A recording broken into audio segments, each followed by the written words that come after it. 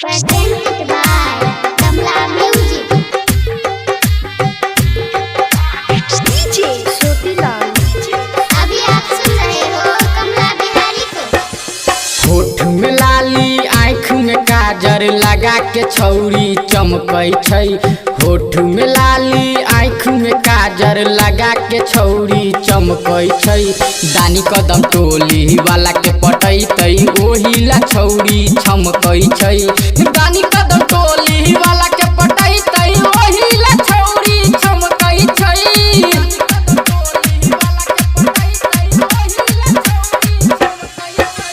ललका पियर का सूट पहन के गली में आके बमकै छै।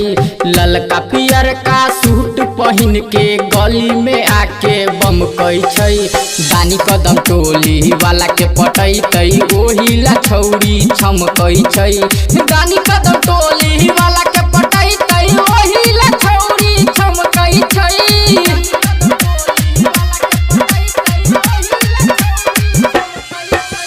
छौरी गोरकी करिकिया अपना आदा प पागल कैने छै।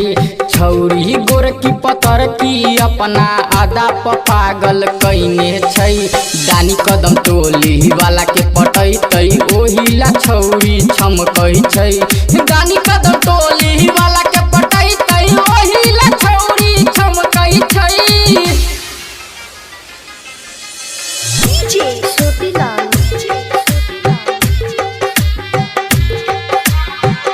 अभी आप सुन रहे हो कमला बिहारी को।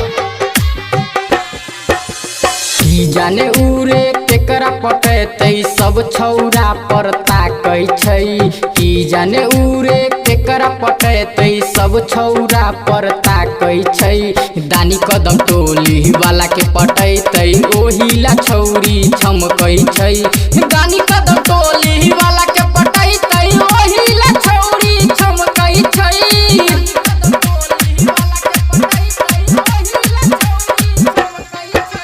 रहल ने गेलै छौरी खेल करी के कमला बिहारी के पटा लेलकै। रहल ने गेलै छौरी खेल करी के डीजे बिकी के पटा लेलकै। दानी कदम टोली वाला के पटैतै ओही ला छौरी चमकै छै। दानी कदम टोली वाला के पटैतै ओही ला छौरी चमकै छै।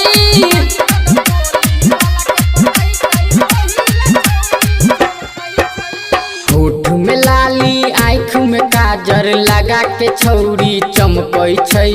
ललका पियर का सूट पहन के गली में आके बमकै छै। दानी कदम टोली वाला के पटैतै ओही ला छौरी चमकै छै। दानी कदम टोली